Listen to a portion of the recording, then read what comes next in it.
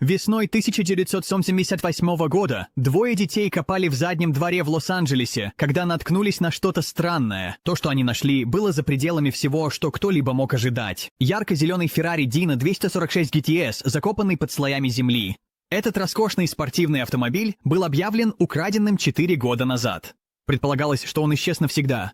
Вместо этого он находился под землей, завернутый в пластик, спрятанный как закопанное сокровище. Была вызвана полиция, следователи начали копать глубже как в прямом, так и в переносном смысле. Машина была идеально припаркована под землей, как будто кто-то надеялся когда-нибудь за ней вернуться. Сюжет усложнился, когда выяснилось, что первоначальный владелец заявил об угоне автомобиля, но также оформил страховой полис незадолго до кражи. Была ли это инсценировка для страхового мошенничества? Кто его закопал и зачем? Феррари, когда-то стоивший более $20 тысяч, был покрыт грязью и начинал ржаветь. Но настоящая загадка только начиналась, потому что всего в нескольких штатах отсюда собирались раскрыть еще одну шокирующую автомобильную могилу. В самом сердце Талсы, штат Оклахома, городские власти решили сделать нечто драматичное, чтобы отпраздновать свое 50-летие в 1957 году. Они закопали совершенно новый Plymouth Belvedere под газоном у здания суда. Рядом с ним была закопана капсула времени, наполненная бензином, моторным маслом и даже бутылкой газировки, если источники топлива изменятся, 50 лет вперед. В 2007 году тысячи людей собрались, чтобы увидеть, как автомобиль будет извлечен из земли. Вспыхивали камеры. Толпа гудела от волнения. Но когда капсула была открыта, надежда сменилась ужасом. Автомобиль был полностью проржавевшим, затопленным подземными водами. Сиденья были разрушены, панель приборов была корродирована до неузнаваемости. Она больше напоминала корабль-призрак, чем сохранившийся кусочек истории. Тем не менее, эта промокшая реликвия стала знаменитой. Прозванный «Мисс Бельведер», автомобиль путешествовал по музеям и был сохранен памятником американскому оптимизму и просчету. Но не все закопанные автомобили оказались в таком плачевном состоянии. Следующая история о загадочном подземном спортивном автомобиле, найденном в богатом пригороде Калифорнии, привело к полноценному расследованию преступления. В престижном районе Атертон, Калифорния, одном из самых богатых в стране, бригада ландшафтных рабочих сделала тревожное открытие в 2022 году. Во время раскопок на заднем дворе дома они нашли металл. Кабриолет Mercedes-Benz, набитый бетоном, электроникой. Вызвали собак искать трупы, и они нашли человеческие останки. Автомобиль принадлежал Джону Льюину, инсценировавшему смерть и осужденному за страховые аферы. Был ли кто-то похоронен вместе с машиной? Было ли это частью неудавшегося сокрытия? Пока следователи копались в почве и изучали прошлое владельца, весь район затаил дыхание. Это был не единственный случай, когда машины находили в странных местах. Следующая машина не была под землей, она была внутри стены. В небольшой квартире в Чикаго рабочие, занимавшиеся ремонтом, разбирали стену в гостиной, когда произошло нечто невероятное. Внутри гипсокартона, за деревянными балками и изоляцией, был спрятан винтажный мотоцикл Harley Davidson. Владелец не имел ни малейшего понятия. Они купили это место всего год назад, а оказалось, что предыдущий жилец был коллекционером мотоциклов и имел проблемы с законом. Вместо того, чтобы продать или потерять один из своих любимых мотоциклов, он спрятал его внутри самого здания. Чудом мотоцикл оказался в приличном состоянии. Грязный, пыльный, но в основном целый. Никто не знает, как ему удалось занести его внутрь незамеченным. Если вы думаете, что спрятать мотоцикл в стене – это странно, подождите и увидите, что кто-то нашел на своем поле после дождя.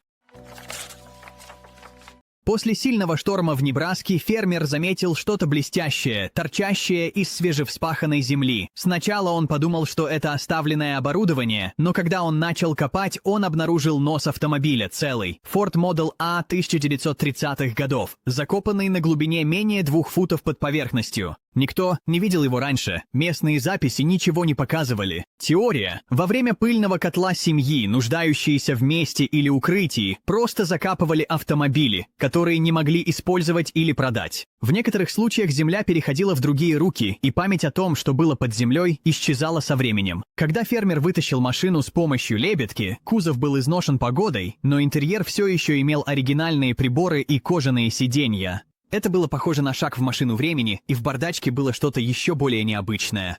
Но мы к этому еще вернемся. Сначала давайте отправимся во Францию, где целый подземный гараж шокировал археологов. На густо заросших лесом склонах недалеко от швейцарско-французской границы группа любителей-исследователей наткнулась на искусственную пещеру, вырезанную в горном склоне. Внутри воздух был густым от пыли, пол был покрыт слоем опавших листьев и мусора. Когда их фонарики прорезали темноту, они заметили нечто невозможное. Ряд автомобилей Volkswagen Beetle, целых и заброшенных, стояли молча, как забытые реликвии, в естественной гробнице. Дальнейшее исследование выявило еще десятки автомобилей, некоторые из которых были разобраны, другие были полностью целыми. Большинство из них были моделями 60-х и 70-х годов.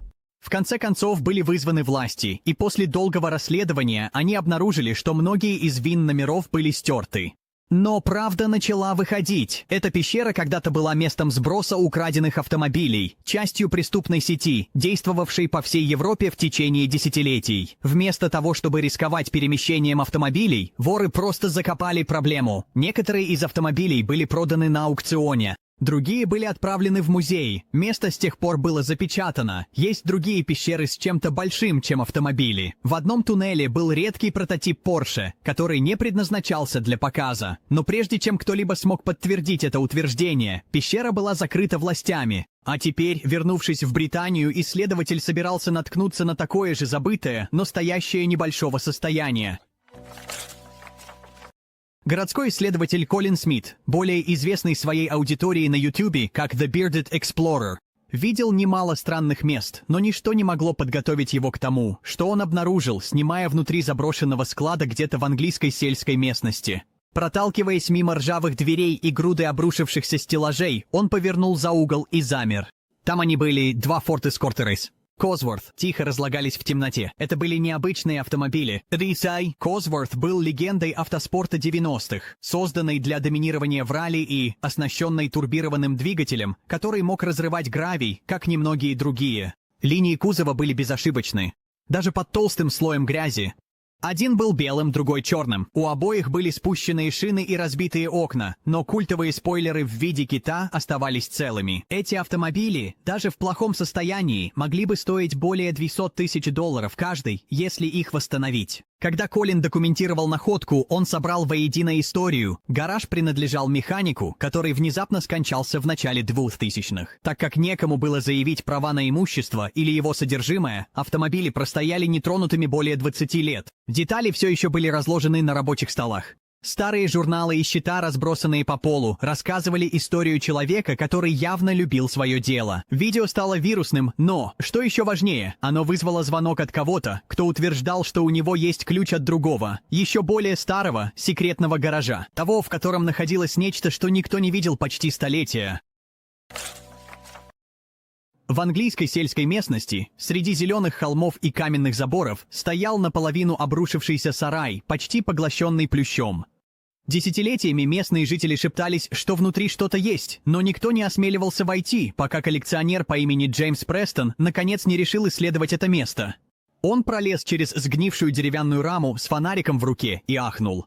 Там, покрытый птичьим пометом и сеном, стоял Триумф Глория 1934 года. Было выпущено всего несколько тысяч этих элегантных автомобилей с его решеткой в стиле ар-деко, длинными плавными крыльями и кожаным салоном. Когда-то это был воплощение британской роскоши. Этот экземпляр, хотя и забытый, все еще имел свои оригинальные проволочные колеса, блок двигателя и даже высохший кожаный портфель на пассажирском сиденье. Джеймс проследил историю собственности и обнаружил, что автомобиль был припаркован в сарае в конце 40-х, после того, как его владелец отправился воевать во Вторую мировую войну. Он так и не вернулся. Его семья продала ферму годами позже, не зная, что автомобиль остался позади. С тех пор Триумф был тщательно восстановлен, деталь за деталью, и теперь находится в музее. Но это заставило коллекционеров задуматься, сколько еще таких сокровищ все еще скрыто на виду. Ответ вскоре появился в виде автосалона, о существовании которого никто не знал. В Эстреле, Бразилия. Местный автомобильный журналист получил наводку на старое, ничем не примечательное здание на тихой боковой улице. Снаружи оно выглядело заброшенным. Но когда двери были вскрыты, то, что они нашли внутри, ошеломило мир. Капсула времени с безупречными, нулемильными классическими автомобилями, нетронутыми более 2 десятилетий. Внутри находились несколько Volkswagen Beetle 1996 года, редкий VW SP2 Sports Coupe и другие модели, доступные только в Южной Америке, все еще завернутые в заводскую пленку. Шины никогда не касались дороги. Пыль покрывала автомобили, как тонкий слой снега. Но под пылью совершенства оказалось, что здание когда-то было автосалоном. Когда бизнес обанкротился в начале 2000-х, владелец отказался распродавать запасы. Вместо этого он закрыл место и ушел. На протяжении многих лет он приходил на участок в одиночку, смахивая пыль с каждого автомобиля и поддерживая их в порядке, как будто автосалон все еще работал. Когда он скончался в 2022 году, его семья наконец открыла двери для публики. Оцененная более чем в $200 000, коллекция распродается коллекционерам. Но история, стоящая за ней, тихая преданность одного человека машинам, которые никому больше не были нужны, захватила воображение автолюбителей по всему миру. Далее, находка в сарае, не похожая ни на одну другую, редкий Plymouth Fury GT, забытый почти на полвека. Спрятанный в обветшалом сарае в сельской местности Джорджии, коллекционер классических автомобилей сделал находку всей своей жизни. Исследуя разрушающуюся собственность, которая не выставлялась на продажу в течение многих лет, он открыл покоробленные двери и чуть не уронил свой фонарик. Под молью поеденным брезентом, окруженный мышиными экскрементами и сломанными инструментами, стоял Plymouth Fury GT 1970 года. Всего было выпущено только 4 таких автомобиля с оригинальным двигателем 4М40, суперкоманда, и в этом экземпляре он все еще был.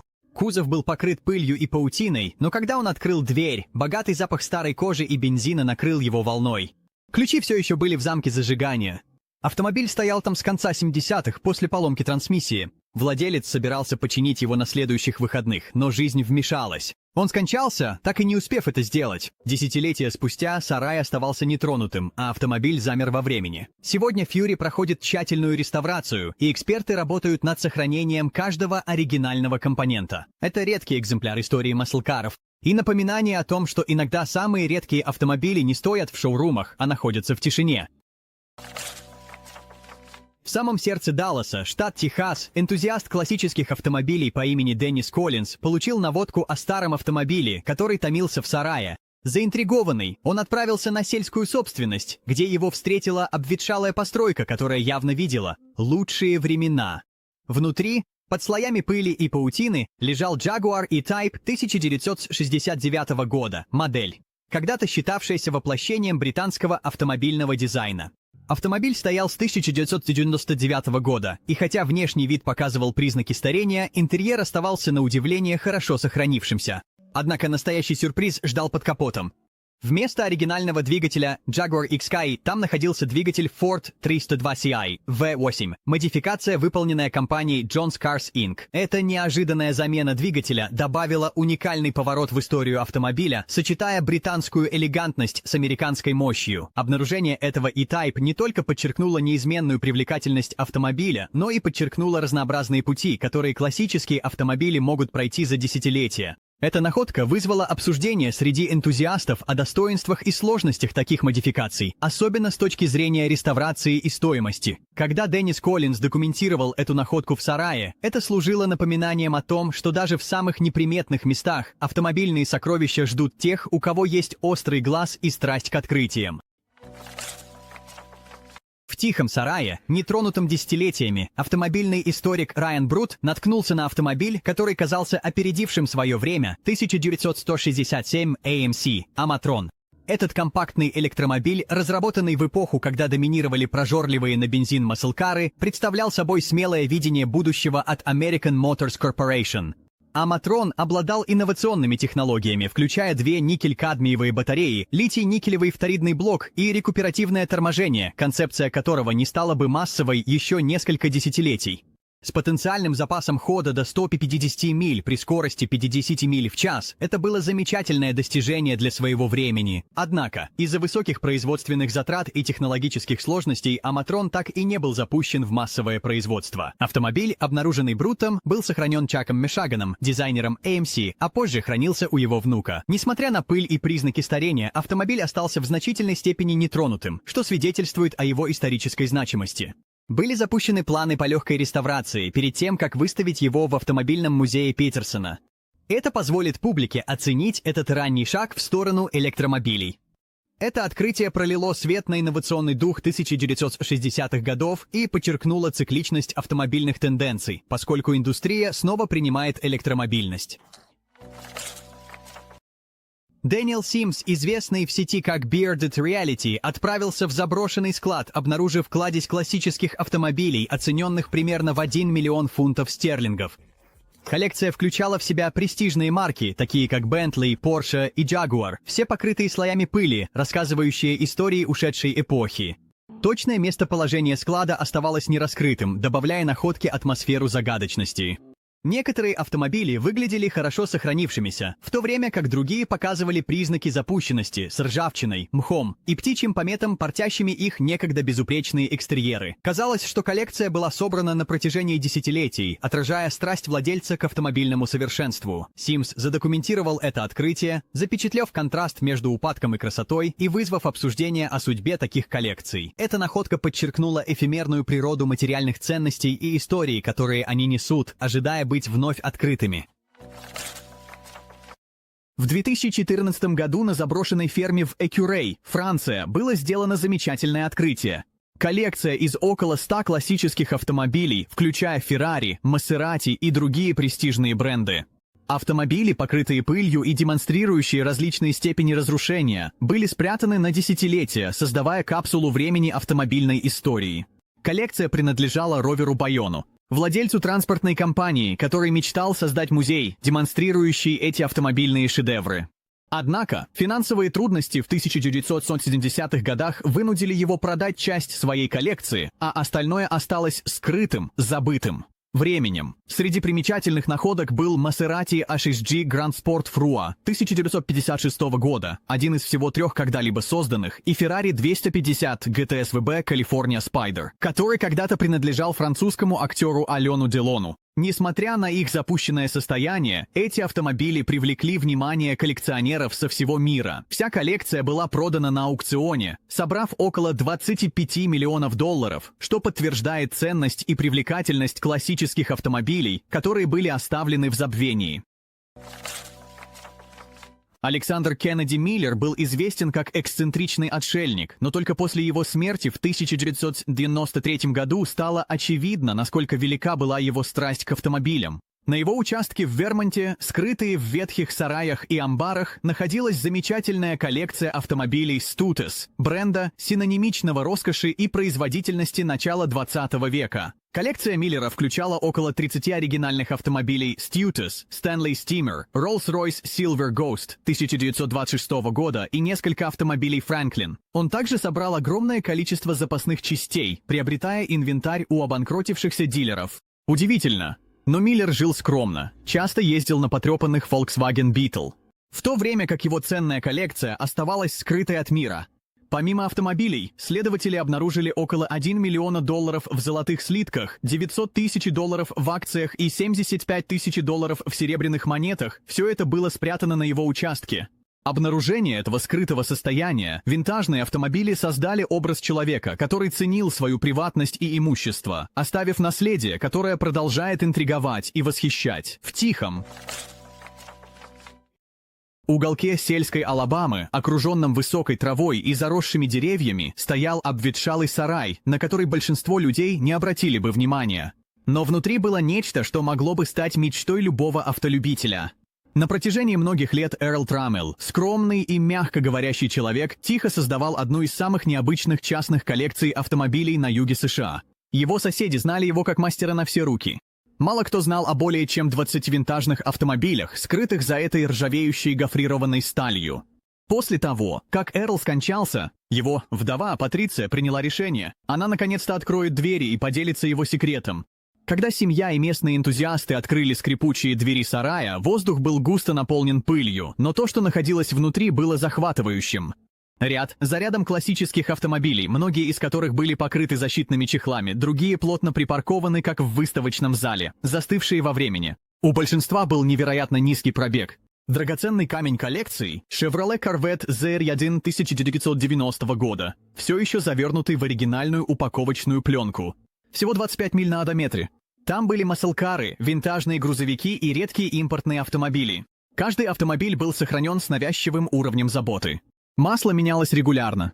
Интерьеры оставались запечатанными. Казалось, что Эрл знал, что однажды эти автомобили будут заново открыты и почитаемы. Эксперты оценивают общую стоимость коллекции в семизначном диапазоне, особенно учитывая некоторые из более редких экземпляров с низким пробегом. Но истинная ценность заключалась не только в деньгах. Она была в историях, в истории и в человеке, который тихо сохранял все это, пока мир мчался мимо. Но если вы думаете, что этот амбар в Алабаме впечатлял, подождите, пока не услышите о единственном в своем роде Феррари с алюминиевым кузовом, потерянном на десятилетия.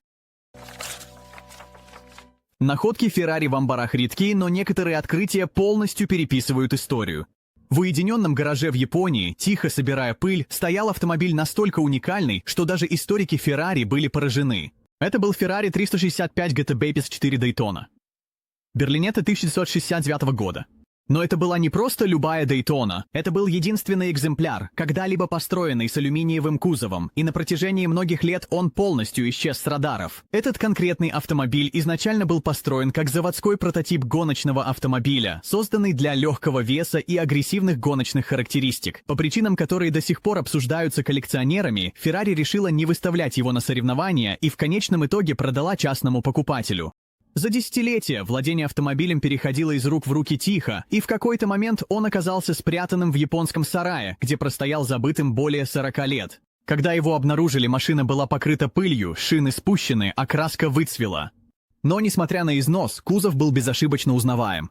Ferrari подтвердила, что это шасси номер 12653, единственный серийный Daytona Coupe с алюминиевым кузовом. Автомобиль был полностью оригинальным. Двигатель, трансмиссия, даже обивка сидений. Каждая гайка и болт соответствовали заводским записям. В 2017 году автомобиль был продан на аукционе RM Sotheby's, выручив ошеломляющую сумму более $2 миллионов. Коллекционеры называли это открытие раз в поколение настоящим единорогом. Это была не просто машина, это была живая история, и она доказала, что самые редкие автомобили иногда стоят в тишине, просто ожидая, чтобы их нашли. Наш следующий раздел возвращается в Англию, где 3 Jaguar и редкий Land Rover были сложены, как фигуры Тетриса, в заброшенном гараже. В сонном пригороде на юге Англии неприметный гараж, пристроенный к дому на 2 семьи, скрывал сокровищницу британской автомобильной аристократии. Эта собственность находилась в одной семье десятилетиями, и после того, как житель умер, родственники приехали очистить ее. Но когда они открыли двери гаража, их встретило неожиданное. 3 Jaguar E типов 1970-х годов были сложены в вертикальной подъемной системе, один над другим, стоя неподвижно и молчаливо. Рядом с ними находились 3 Ace Bristol 1950-х годов. Коллекция, которая заставила бы даже самого закаленного коллекционера взглянуть дважды. Пыль, плесень и время оставили свой след, но основа этих легендарных машин была прочной. Сбоку, частично погруженный в десятилетия грязи и растительности, находился Land Rover Series 1 1951 года, едва видимый, пока рабочие не расчистили окружающую территорию. Он простоял так долго, что земля начала его поглощать, но оригинальная зеленая краска все еще проглядывала сквозь грязь. Команде потребовалось 2 полных дня, вооружившись погрузчиками, домкратами и удачи, чтобы аккуратно извлечь автомобили. Несмотря на их грубое состояние, коллекция была продана на аукционе свыше 357 тысячи, 75% выше первоначальной оценки. Но главная история была не в деньгах. Это была загадка. Почему машины были спрятаны? Почему их не продали? Соседи не имели понятия. Сокровища находятся прямо рядом. Десятилетиями они были просто частью пейзажа, тихо ожидая, чтобы снова зарычать.